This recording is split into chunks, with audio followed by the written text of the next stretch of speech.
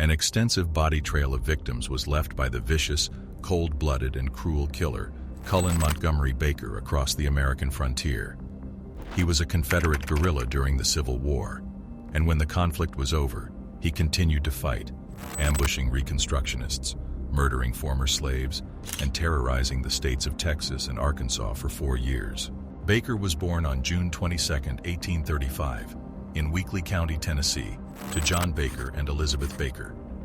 His father was a hard-working but impoverished farmer who also had cattle. The family relocated to Clarksville, Arkansas, not long after he was born. In 1839, after only a few years, the family relocated to Texas, finally settling in Davis County. His father obtained a 640-acre property grant there.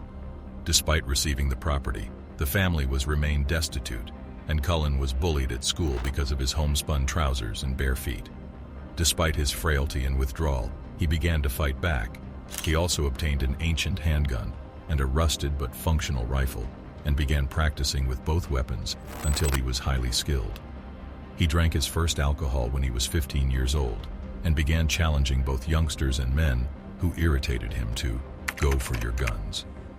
It wasn't long until he was spending most of his time at saloons, where his quick temper led him into a few fights. He was described as a strong drinker, a braggart, a quarrelsome and mean-spirited individual. He was knocked unconscious during one battle by a man named Morgan Culp, who whacked him in the head with a tomahawk. This encounter seems to have temporarily cooled his temper, but it would not stay. In 1856, he stabbed a guy named Wortham to death in an altercation about horses and escaped to Texas.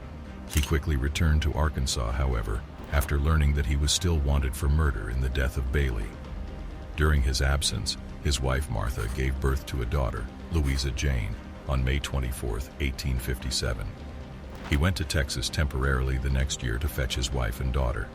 On July 2, 1860, his wife died, and Baker took their kid to Sulphur County, Texas, leaving her with his in-laws. He didn't see his daughter again. He then joined the Independent Rangers, a guerrilla force loosely affiliated with the Confederate Home Guard. Their mission was to track down and apprehend Confederate Army deserters. Instead, they took advantage of the fact that the majority of the men were away at war and perpetrated crimes such as intimidation, rape, theft, and brutality. Any man with property was deemed an enemy and declared a Unionist. The depredations in certain locations got so severe that everyone who could fled. In November 1864, a small group of largely elderly men, women, and children decided to abandon the chaos and set out west with their teams and goods. They were overtaken by Cullen Baker and the Independent Rangers when they crossed the Saline River in the Ouachita Mountains. Baker and his men allegedly thought their attempt to flee was unpatriotic, but in actuality, they needed little justification to harass them. Baker pulled his pistol and shot and killed the leader of the settler company when they refused to return. He then told the rest of the group that if they agreed to return to their homes, he would not kill anyone else. However, once the surviving settlers returned to Baker's side of the river, he promptly led his rangers in shooting and killing 9 additional men, as well as seizing any valuables. The incident became known as the Saline Massacre. Following that, the locals had had enough and began aggressive measures to eliminate the deadly gang. When the thugs learned of this, they left with their loot and the many horses and mules they had seized. Baker was in a saloon wearing a Confederate hat in Spanish Bluffs, Arkansas, at the end of 1864, when he was approached by 4 African-American Union soldiers who asked for identification. Baker turned to face them, weapon drawn, and shot and killed a sergeant and 3 other troops. According to one report, after the battle, he stumbled upon a group of travelers in Sevier County, Tennessee, on his way home. He began verbally harassing a black woman in the group before shooting and killing her. He subsequently moved to the Sulphur River area of southwestern Arkansas with his wife Martha, where he became the manager of the line ferry. But it would be fleeting.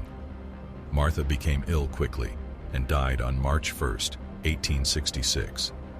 According to numerous reports, Baker was devastated by her loss, but it didn't stop him from proposing to Belle Foster, her 16-year-old sister, just 2 months later.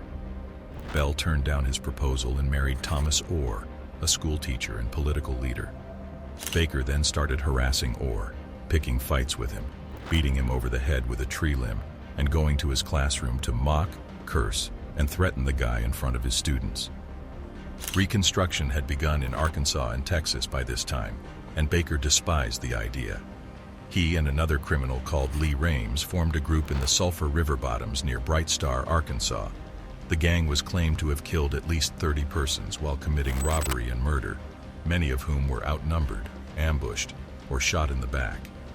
Baker and his group also went to Texas, where he assassinated John Sammons, who had earlier assassinated a gang member, Seth Rames, the brother of gang member Lee Rames. He also killed Reconstruction officer W.G. Kirkman and a guy named George W. Barron, who had previously been a member of a posse chasing him. The gang's outlaw spree continued in Queen City, Texas, and Texarkana, Arkansas. On June 1, 1867, he returned to Cass County, where he went into the Rowden General Store, bought some products, and then left without paying. The proprietor, John Rowden, then rode up to Baker's house with a shotgun and demanded money. Baker promised to return and compensate him, but on June 5th, he murdered Rowden instead. Baker then escaped back into Arkansas, where he was accosted by a Union sergeant who recognized him as he boarded a ferry. He murdered the Union officer, but a private escaped and reported the murder. Following this, Baker was fiercely followed by Union forces. On July 25, 1867, he got into a fight with a group of Union soldiers at New Boston, Texas, which swiftly turned violent. Baker was hit in the arm during the ensuing gunfight, but he killed Army Private Albert E. Titus. As a result, a $1,000 reward was offered for his capture, dead or alive. He next traveled to Bright Star, Arkansas in December 1867, where he linked up with 5 men who were organizing a raid on the plantation of Howell Smith, who had lately recruited numerous freed blacks. One of Smith's daughters was stabbed, another was clubbed, and a black man was shot and died during the incident. But Smith resisted, and a gunfight occurred, injuring several raiders, including Baker, who was hit in the leg. In Little Rock, Arkansas, on October 24, 1868, Major P.J. Andrews, Lieutenant H.F. Willis, and an unidentified black man were reportedly killed by Baker and his gang. Sheriff Standell was hurt in the assault. At this point, Lee Rames, Baker's co-leader, had started to question Baker's ability to lead and thought that his actions would bring about the demise of the entire gang. After Rames defied Baker, who eventually capitulated, the gang dispersed in December 1868. Except for Dummy Kirby, every member supported Rames. In January 1869, he and Kirby traveled to Bloomburg, Texas, to Baker's in-laws' home.